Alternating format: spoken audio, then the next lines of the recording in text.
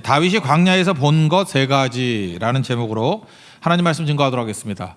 우리가 왕궁에 있거나 또는 광야에 있거나 둘 중에 하나인데 어떤 것을 좋아합니까? 되게 왕궁에 있는 걸 좋아하죠. 왜냐하면 평탄하고 안정이 있고 다 누리기 때문에. 근데 광야는 어떤 것입니까? 반대죠. 험난하고 불안정하고 결핍이 있는 곳입니다. 그런데 사실은 광야가 우리에게 더 복된 거라고 말하는 이유가 뭘까요? 하나님을 만나기 때문에 그렇습니다. 광야라는 말이 미드바르, MDBR, 그 히브리는 자음으로만 되어 있다 그랬죠. 말씀이라는 게 다바르. 그래서 광야라는 미드바르를 읽는 순간에 그 D만 빼면 되니까 말씀이 생각나는 거예요. 그래서 광야에서는 말씀을 듣는 것이에요. 미드바르에서 다바르, 말씀이 들려오는 것이다. 이렇게 생각을 한다는 것입니다. 진짜 하나님을 만나고 말씀을 듣고 변화된 곳이 광야라는 것입니다. 우리 인생에도 광야가 있죠. 유진 피터슨이 그런 얘기를 했어요. 얼마 전에 돌아가셨죠. 지리적인 광야뿐만 아니라 환경적인 광야도 있다고. 그러니까 지리적으로 광야에 가만 광야가 아니고 우리 인생도 환경적으로 광야가 있을 수 있다고. 건강 잃는 거고 광야죠. 병상에 누워 있고 어쩔 수 없을 때 광야 느끼는 거죠. 경제난, 생활고, 먹고 살기 막연하고 뭐 취업도 안 되고 그럴 때 똑같이 느끼지 않습니까? 사업의 위기, 부도 위기 당해 본 사람들 여러 번 봤거든요. 정말 그 힘들어하는 걸 보게 됩니다. 가정의 붕괴, 뭐 자녀의 탈선, 이렇게 다 광야라는 거예요. 근데 광야를 잘 통과하면요, 거기서 하나님의 음성을 듣고 하나님 말씀을 누리게 되는 오히려 유익함이 있다는 것입니다. 그래서 신앙이란 건 뭐냐면 좋은 거 보는 거예요. 어떤 상황 속에서도 유익한 것을 바라볼 줄 알아야 된다는 것입니다. 어떤 삼나무가 이렇게 하나 있더래요. 근데 이게 삼나무를 베니까 그 나무 그 흉년이 심했는지 이렇게 나이테가 이렇게 촘촘할 때는 흉년이 있는 거잖아요. 한 5년 정도 되는 게 너무 촘촘히 있더라는 거예요. 그걸 바라보고 극심한 가뭄이 5년 동안 지속됐군요. 이렇게 해석하는 사람이 있는 반면에 또 그 나이테를 보면서 반대의 사람은 그렇게 얘기하더라는 거예요. 이렇게 가뭄이 심했으니까 뿌리가 깊이 내렸겠군요. 물이 없으니까 깊이 있는 물을 찾으려고 뿌리가 깊어졌겠군요. 똑같은 걸 보고 해석이 다르다는 거죠. 우리 크리스찬들은 그런 거예요. 그죠? 가뭄이 심하니까 힘들었을 것이다. 그게 아니고 이렇게 가뭄이 심했으니까 영적인 뿌리를 깊이 내리는 시간이 되었겠군요. 라고 해석할 줄 아는 거. 그게 광야라는 것입니다. 다윗이 광야에서 뭘 받느냐? 오늘 24장에서는 세 가지 정리를 했으면 좋겠어요. 첫 번째는 하나님의 손을 봤어요. 하나님의 손. 광야에서 다윗은 하나님의 손, 하나님의 전능성 이런 거를 봤다라는 것입니다. 여러분, 어떤 것이 한 번 이루어지면 우연이라고 그러죠. 우연, 우리 과거에 어쨌든 뭐 우연이 됐든 뭐가 됐든 이렇게 살아 있잖아요, 우리가. 우연이라 그러면 우연을 믿는 사람은 불안한 거예요. 왜냐하면 우연은 특징이 뭐죠? 반복되지 않는다는 거예요.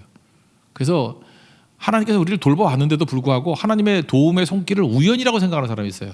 내가 우연히 여기까지 왔다. 운이 좋아서 여기까지 왔다. 재수가 좋아서 여기까지 왔다. 그런 사람은 미래가 항상 불안한 거예요. 왜냐? 우연이니까 미래가 반드시 된다는 보장이 없는 거죠. 그러니까 항상 불안하고 두렵고 뭐 그러고 살아간다라는 것입니다. 근데 반면에 이것이 하나님의 섭리다라고 생각하는 사람은 두렵지 않죠. 하나님이 지금까지도 붙들어 줬으니까 미래에도 붙들어 줄 것이다. 그런 거죠. 다윗은요, 우연이라고 생각했을지도 모르겠어요. 그런데 23장 10광야에서 하나님의 손을 봤어요. 어떤 거였죠? 10광야에 숨어 있을 때 사울이 군사를 이끌고 와서 포위해 버렸잖아요. 곧 다 죽을 상황이 되었다고.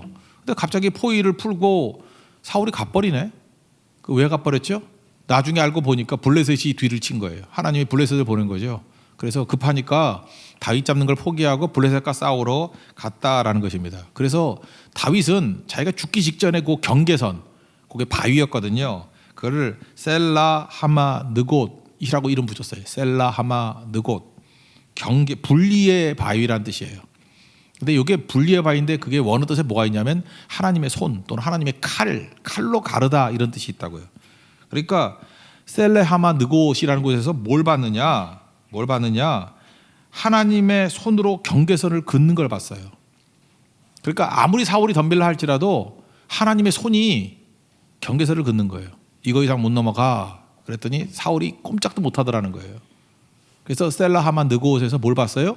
하나님의 손을 봤다고. 그래서 하나님의 손에 보호하심이 있으면은 어떤 난조건이라 할지라도 보호받을 수 있고 이길 수 있다라는 것을 깨달았다고요. 그러니까 우연이 아니죠. 하나님의 손을 봤으니까 섭리의 손이죠. 섭리가 뭐예요? God works. 하나님이 일하신다. 일하시는 손을 봤다라는 것입니다. 그래서 이때부터 24장부터는 이제 다윗에게서는 무슨 인생이냐? 내가 어떤 일이 있더라도 내가 보호받고 건진받고 하는 것이 우연이 아니라는 거예요. 이거는 섭리라는 거예요. God works. 하나님의 손을 본 거예요. 하나님의 손이 나를 붙들고 있는 것이다. 그래서 24장에 이런 모든 일들이 벌어지는 겁니다. 왜? 하나님의 손을 본 사람의 모습이기 때문에. 여러분 인생에도 하나님의 손을 보는 은총이 있기를 바랍니다. 근데 이게 섭리를 이게 또 우연이라고 생각하는 이유가 뭐냐면 하나님은요 수가 많으셔요. 그래서 똑같은 거 반복을 안 해요. 똑같이 구원을 안 해요. 그러니까 또 어려움 당하면은 블레셋을 또 이용해 가지고 뒤를 치고 또 풀리고 이런 방법으로 하는 게 아니라고요. 24장에서는 어떤 방법으로 보호하죠? 엔게디라는 광야에 또 숨어 있습니다. 블레셋 물리치고 난 다음에 참 사울은 부지런데 그래서 악한 자는 지칠 줄을 몰라요. 그냥 좀 쉬기도 해야 될 때 쉬지도 않고 또 잡으러 왔어요. 3,000명 끌고 왔다고. 근데 엔게디라는 게 엔이라는 게 샘물이라는 뜻이고 게디가 그 새끼 염소라는 뜻이거든요. 새끼 염소의 샘이라는 뜻이에요. 이거는 와디가 아니라 그랬죠. 이렇게 건천 물이 있을 때는 흐르고 아닐 때는 메마른 그런 강이 아니고 용천수라고 제주도 같은 데 물이 솟아나잖아요.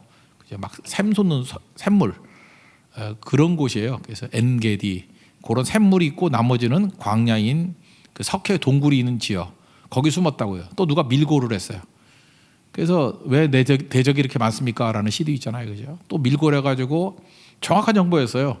다윗이 있는 그 염소바위 들염소 바위 있는 거기까지 알고 정확히 타겟을 갖고 또 포위를 해버렸다고.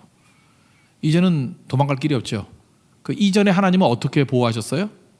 블레셋이 공격을 통해서 포위를 풀게. 이번에는 어떻게 할까요? 하나님께서 사울의 설사를 이용하셔서 건지셨다는 거예요.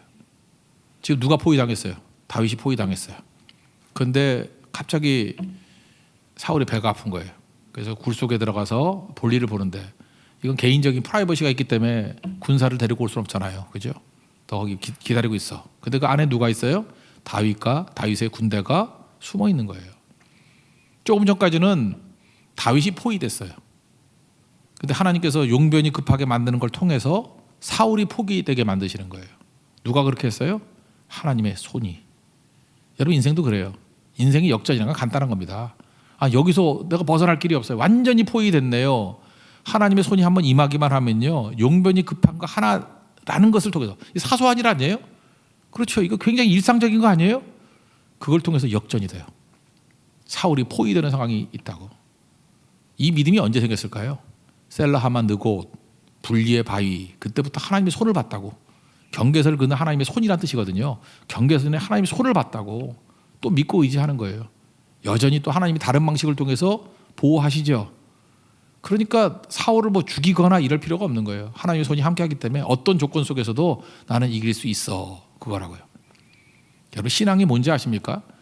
그냥 한두 번 기도했더니 뭐 살아나고 기도했더니 살아나고 계속 불안한 거예요. 이거 뭐냐면 우연이라고 생각하기 때문에. 그런데 그 건짐의 구원 속에서 하나님의 손을 봐야 돼요. 하나님의 손을 본 사람은요 이제 이후에도 두렵지 않아요.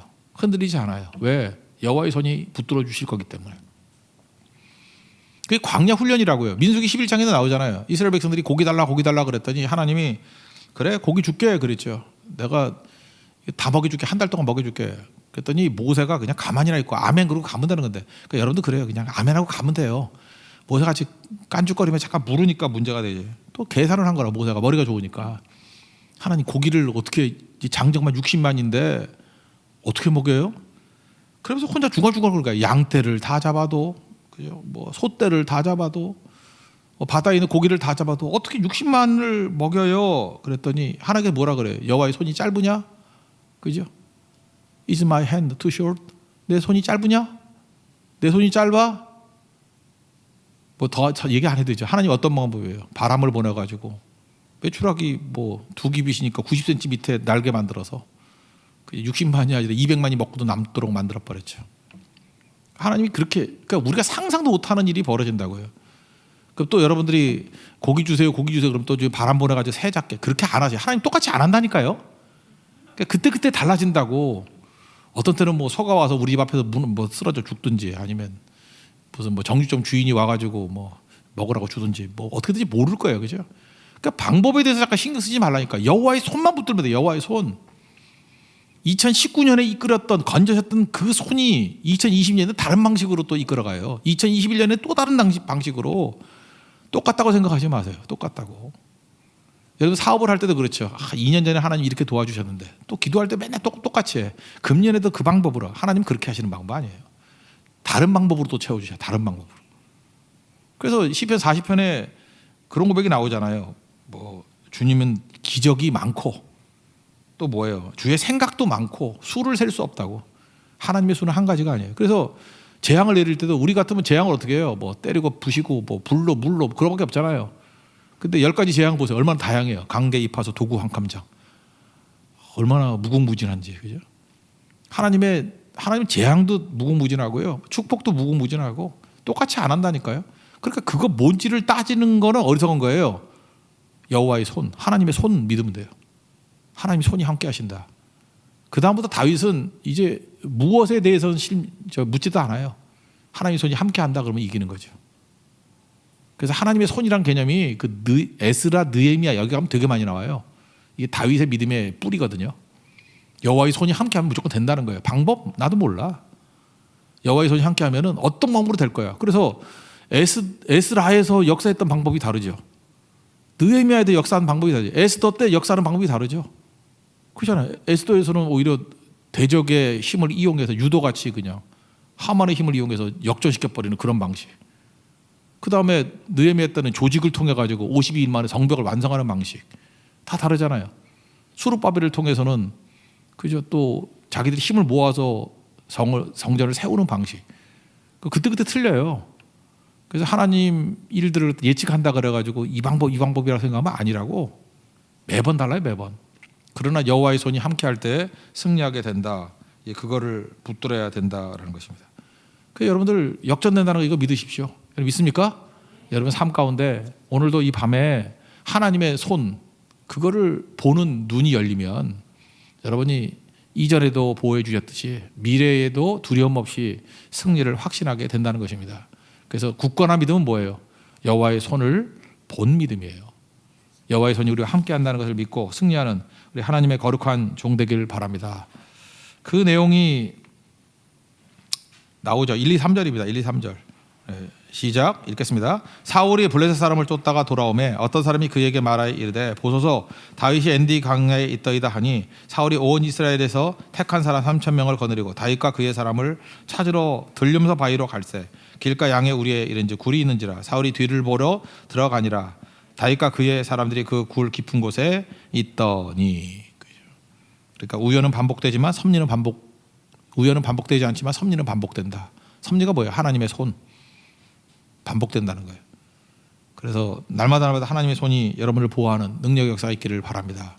그 다음 두 번째 얘기는 뭐냐면 하나님의 말씀을 봤어요. 두 가지 소리가 들렸거든요. 사람의 말과 하나님의 말씀. 근데 광야에서 뭘 붙드는 훈련을 했어요? 하나님 말씀을 보고 말씀 붙드는 훈련을 했다고. 그게 광야예요. 여기 사람의 말, 그러면 사람의 말은 되게 합리적이고 이성적이고 그럴듯해요. 근데 사람 말 따라가면 광야에서 망합니다. 여러분들 인생이 그래요? 그래서 잠깐만 예배 드리는 거예요. 설교를 듣고 이러는 이유가 뭐냐? 하나님의 말씀을 들으려고. 세상에 유튜브 이런 데 보세요. 그럼 뭐 사람 말 얼마나 많어. 그럴듯한 거 되게 많죠. 그거 따라가 보세요. 망해요. 그거. 뭐 안 망할 수도 있지만 망할 수도 있어요. 그러니까 그거 따라가다 보면 오락가락하다가 결국은 한 번 망하면 다 망하는 거잖아.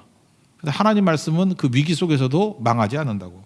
그러니까 하나님 말씀을 들어야죠. 지금 다윗의 부하들 얘기는 뭐예요? 사울이 용변을 보러 굴 속에 들어온 걸 뭐로 봤어요? 기회로 봤어요. 이건 하나님이 주신 기회다.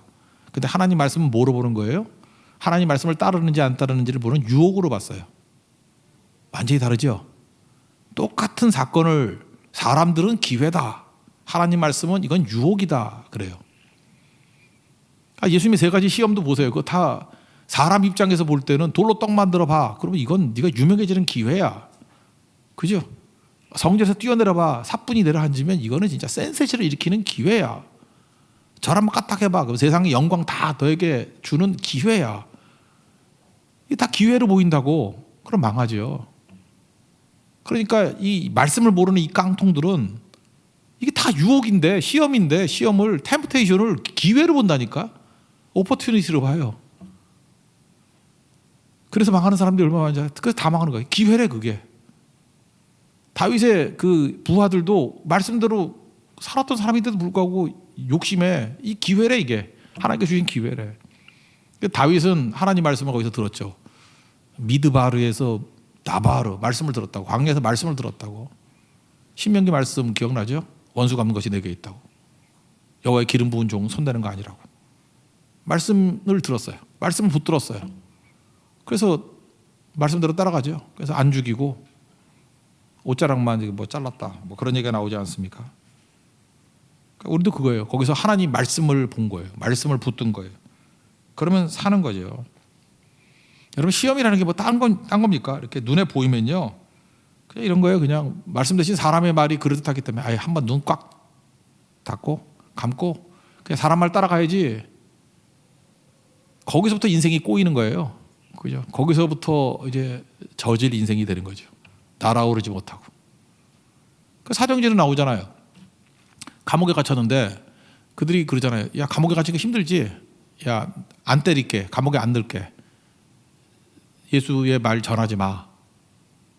그러면 그냥 정부기관의 말 듣고 안전하면 안전하잖아. 뭐 긁어부스럼 만들어.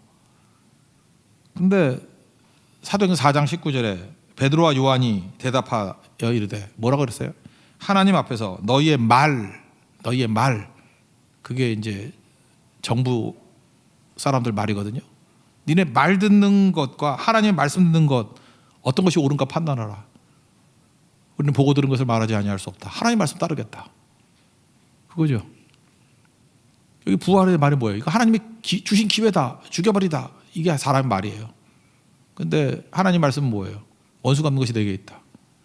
그 신명기 말씀을 그들이 인용하기 로마서 12장 13절에 읽어드릴게요. 내 사랑하는 자들아 너희가 친히 원수를 갚지 말고 하나님의 진노하심에 맡기라. 기록되었을 때 원수 갚는 것이 내게 있으니 내가 갚으리라. 주께서 말씀하시니라. 신명기 말씀 인용했죠. 이 말씀 다윗도 이 말씀 알고 있잖아요. 원수 갚는 것이 내게 있다. 친히 갚으려고 하지 마라. 원수 갚는 것이 하나님께 있다. 말씀 못 들었잖아요. 그래서 광야에서는 딴 게 아니에요. 그냥 말씀 붙들은 거예요. 말씀. 영원히 남는 게 뭐가 있습니까? 지난주 우리 주일 말씀에 의하면 누가복음 16장에 의하면 준 것만 남아요. 준 거. 우리는 해고 통보받은 청직이죠. 그러니까 남아있는 시간 동안에 뭐 하는 거예요? 우리 이제 해고 통보 받았거든. 우리도 죽을 날이 정해져 있잖아요. 잠시 시간 남았어. 빨리 탕감해 주는 거야. 빨리 나눠주는 거예요. 그것만 남는 거예요. 그 케임브리지 7인이라고 말하는 C.T. 스터드 얘기했죠. 그 이제 부잣집 아들이에요. 이 사람이 아버지가 죽고 난 다음에 중국 선교사하다가 아버지 죽고 그 다음에 그 재산 가지고 부자 청년같이 되지 않으려고 그거 다 나눠줬어요. 그리고 주를 따르는 그 다음 간 게 아프리카 선교인 것 같아. 그죠? 중국 선교사도 했고 그다음 아프리카 선교도 했고. C.T. 스터드 그 유명한 사람이에요. 그가 준 거 그때 뭐 부자가 뭐 한둘이었겠어요? 영국에 돈 많이 있었는데 스터드가 쓴 거는 지금도 남아 있다니까요. 스터드가 뭐 했어요? 그 돈 갖고 시카고 가면은 그 시카고 미술관 있잖아요. 그 밑에 무디 바이블 칼리지 그 땅 두 블럭에 지금도 금싸라기 땅이 엄청난 땅 그거 스터드가 사준 거예요. 그러니까 무디 바이블 칼리지 시카고 갈 때마다 야, 이 좋은 땅이 어디서 이걸 얻었어? C.T. 스터드 영국 사람이 준 거래. 아버지 재산 갖고. 지금도 거기서 얼마나 많은 인재들이 나와요. 그죠? 무디 바이블 무디 신학교라 그러죠. 무디 신학교. 또 하나가 뭐예요? 조지 밀러 고아 4,000명 먹일 때 그 반 정도 대줬어요. 조지 밀러 얘기할 때 꼭 스터드 얘기 나와요. C.T. 스터드. 그러니까 재산 그거 뭐 더한 부자들 기억도 못 하는데 스터드 재산은 기억하잖아요. 또 하나가 뭐죠? 구세군이죠. 구세군 딸랑딸랑. 구세군 창설할 때 윌리엄 부스 그 사람이 창설할 때 반 정도 펀드레이징 할 때 돈 냈어요. 그러니까 재산이 이렇게 쓰는 거예요. 그 보세요. 뭐가 남아요? 뭐가 남아요? 준 것만 남아요. 탕감해 준 것만 남아요. 하나님께 청지기로 사명 이런 것만 남는다고. 제가 얘기했잖아요. 백제 왕이 뭐 칠지도 만들고 무슨 그 백자로 엄청난 바둑알 만들고 다 했어요. 그거 지금 뭐 전라도나 여기에 있는 거 남아 있었으면 뭐 다 훔쳐갔지. 무령왕릉 하나 빼놓고 다 도굴됐잖아. 아무것도 남은 게 없어요. 남은 것도. 근데 일본 왕한테 하사품 준 것만 남았잖아요. 칠지도 남았고. 일본 보물이에요.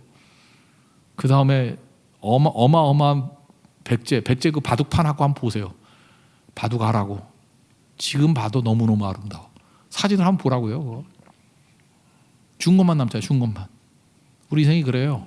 품고 있으면 다 썩는데요. 준 것만 남아요. 그래 죽을 때 재산 많이 갖고 죽은 사람만큼 멍청하기가 없죠. 바보 천치. 다 주면은 다 남는 거예요.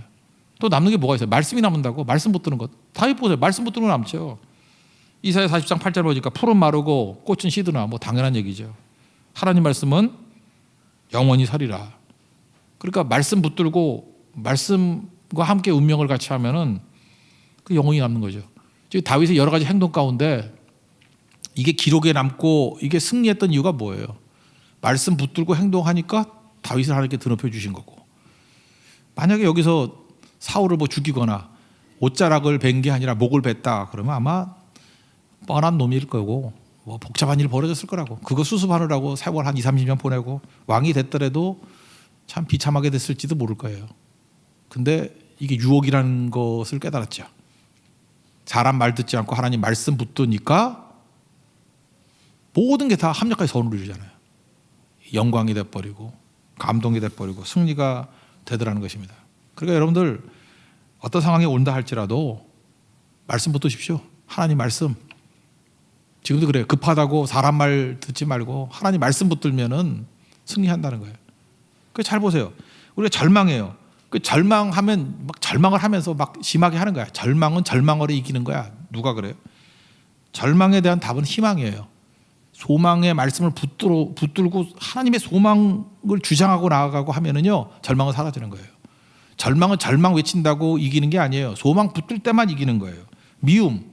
어떤 사람 미우니까 그래요. 야 요즘에 뭐 그러죠. 야 미워하는 거 숨기면 안 돼. 그 화병 나. 미우면 자꾸만 밉다 그래야 돼. 그냥 미워 죽겠어. 미움. 그죠? 밥도 먹지 말고 미움 먹고 그냥 너무 미워가지고 계속 미움. 그죠? 그 다음에 뭐 그 음악을 할 때도 미로 시작되는 음악만 치고 미움. 그러면 해결 안 돼요. 미움은 어떻게 해야지 해결되죠? 사랑으로 해결되는 거예요. 성경이에요. 사랑으로. 의심이죠. 의심. 어떤 사람 그래요. 있는 거 다 의심해버려라. 그냥 할 수 있는 만큼 의심 다 해라. 데카르트 방법같이 모든 걸 회의하고 의심해라.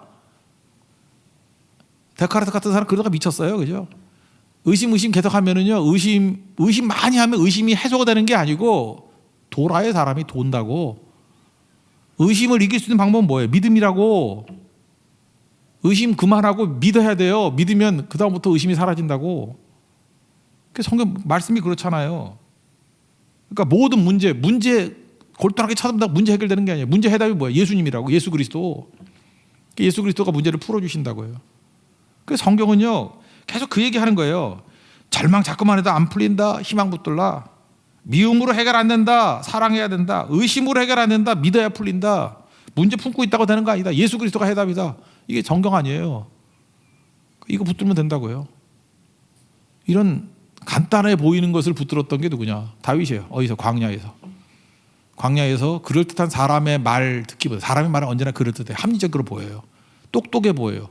그럴듯해 보이고 합리적으로 보이고 그 다음에 똑똑해 보이는 사람의 말을 잘라내고 어찌 보면은 한심해 보이고 무능해 보이고 답답해 보이는 그리고 기회를 다 놓쳐 보이는 하나님 말씀을 붙들 때 해결되더라. 그게 다윗이에요. 우리도 다윗 붙들어야죠. 여러분 위기 순간에 광야에서 하나님 말씀 붙들어서 승리하는 우리 하나님의 종 되기를 기원합니다.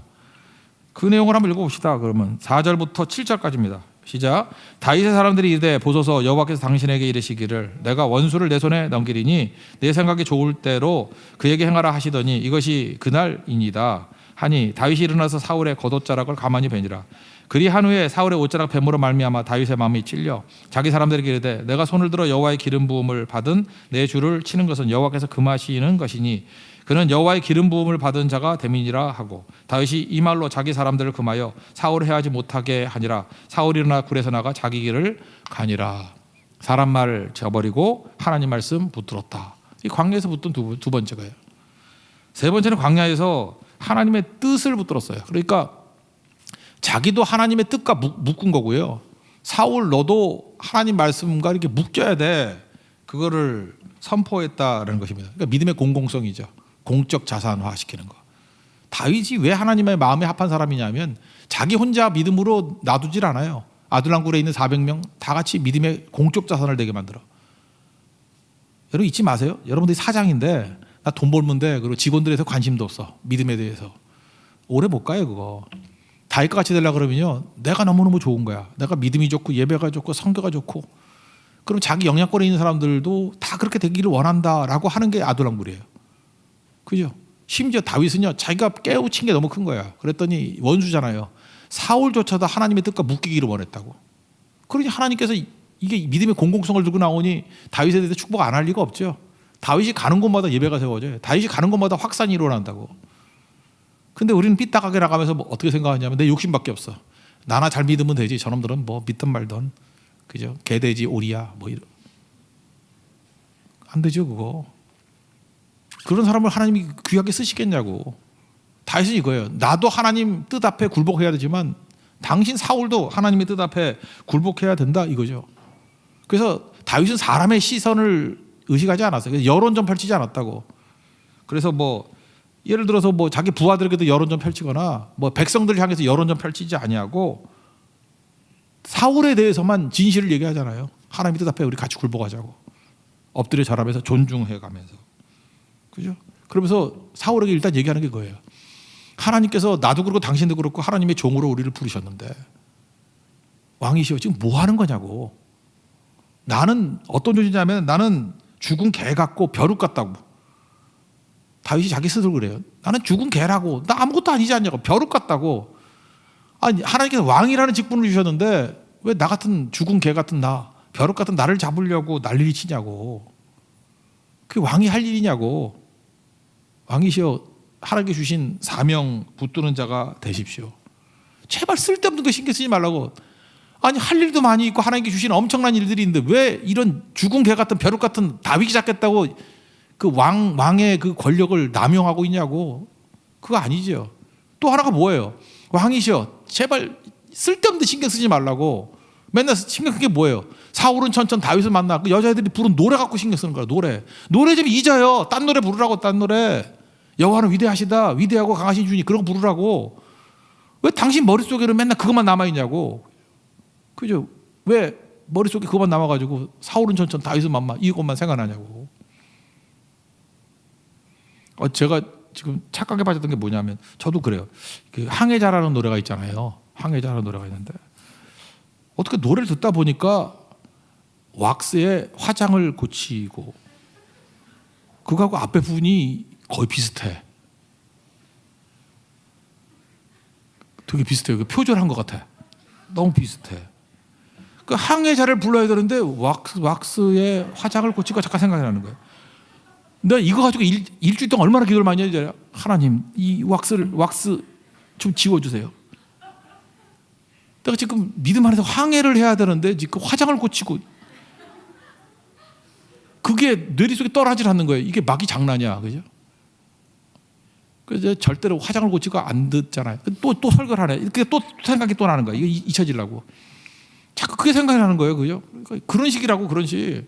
사울에게 이상한 노래가락이 생각나가지고 항해자 부르면서 혼자 웃고 있는 거예요. 왁스 노래네. 잠깐 이 생각이 나는 거예요. 그죠? 이게 깊이 못 들어가고.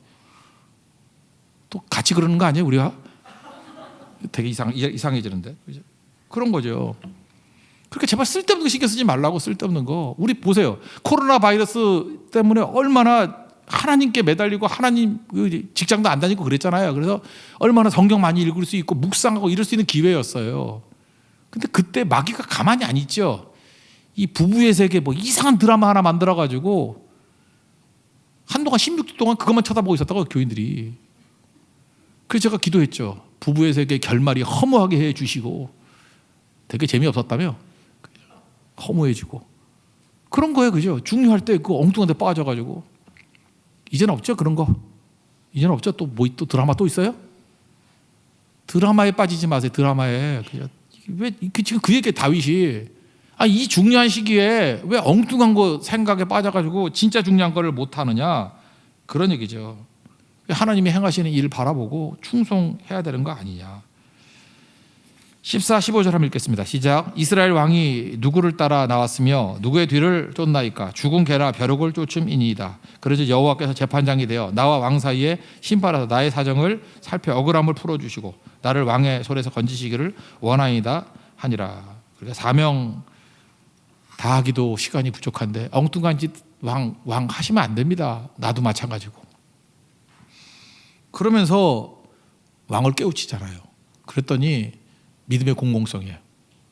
다윗의 이 말을 듣고 사울이 울잖아요. 울지 않습니까? 나는 학대했는데 너는 선대했다. 자, 이게 굉장히 중요하다고 생각을 합니다. 과연 하나님이 일하시는구나. 다윗이 사울을 깨우치잖아요. 설교자죠.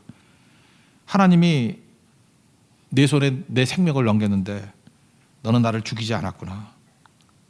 그리고 묻지도 않은 말 자기도 안다고 얘기하잖아요. 하나님의 나 뜻 안다. 너는 왕이 될 것이고 너의 나라는 견고할 것이고 내 아버지 집에서 내 이름 제발 멸하지 말아줘.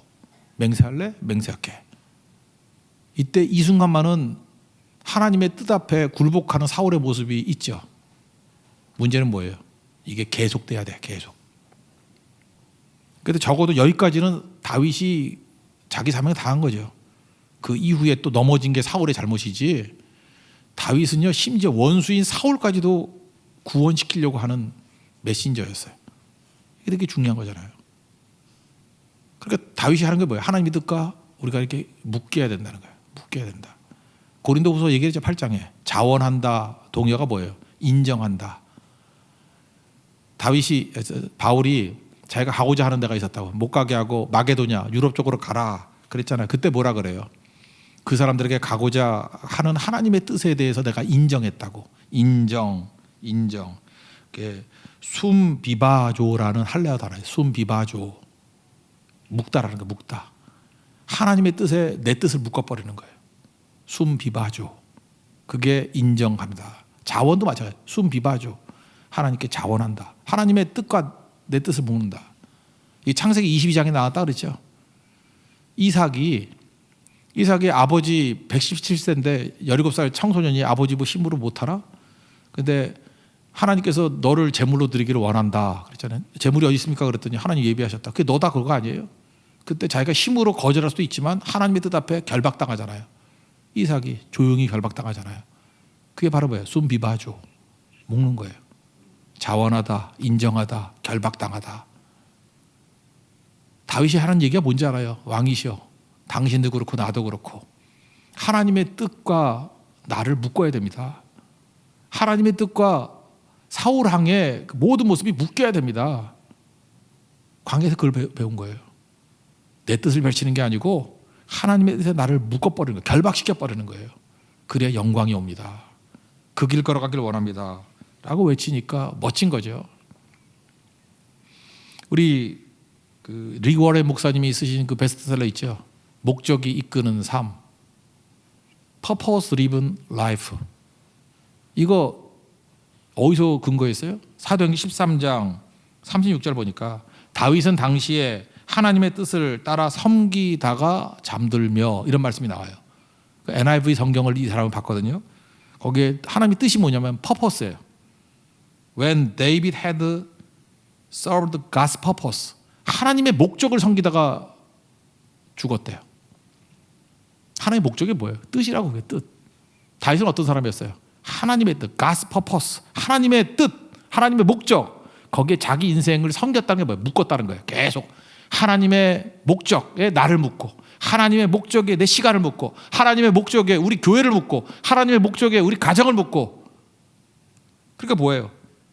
그는 평생의 삶이 God's purpose, 하나님의 뜻과 하나님의 목적에 묶는 인생이었다는 거예요. 언제 배웠어요? 광야에서. 사울에게도 얘기하잖아요. 우리가 다 하나님의 종인데 무슨 짓 하는 겁니까? God's purpose, 하나님의 목적에 묶여야 됩니다 라고 하는 선언을 하면서 끝내는 거예요. 우리 인생도 그런 인생 되는 축복이 임하기를 바랍니다. 그러니까 다윗은 광야에서 어마어마한 걸 발견했어요. 우연이 아니고 섭리다. 뭐예요? 하나님의 손. 하나님의 손을 보니까 우연은 반복할 수 없잖아요. 섭리는 반복돼요. 여러 가지 방법으로. 하나님의 손이 나를 붙들어 주시니까 나는 걱정할 거 없어. 두려울 거 없어. 그러니까 흔들리지 않아요. 또 하나 하나님의 말씀을 붙들었어요. 사람의 말들이 그럴듯해 보여도 말씀 붙들면 죽는 거야. 말 붙들어 사람의 말 들으면 죽는 거야. 하나님 말씀 붙들어야 살아. 그거 깨달았다고요. 그거 엄청난 거죠. 마지막은 뭐예요? 하나님의 뜻에 결박돼야 되는 인생이다. 그래서 믿음의 공공성. 나도 그렇고 나도 종이고 사울 당신도 하나님의 종이라고. 우리가 싸울 일이 아니라고. 하나님의 말씀 앞에 결박되는, 하나님의 뜻 앞에 결박되는, 뜻을 섬기는, 목적을 섬기는 종 되기를 원합니다. 이게 다윗입니다. 우리 삶도 하나님의 손을 붙들고 하나님 말씀을 붙들고 하나님의 뜻에 우리 인생을 결박시킬 수 있는 승리의 종 되기를 축원합니다. 자리에서 일어나겠습니다. 예수의 길 찬양하겠습니다. 예수의 길. 원래는 항해자를 하려고 그랬었는데 자꾸만 화장을 고칠 거가 생각이 나므로 예수의 길.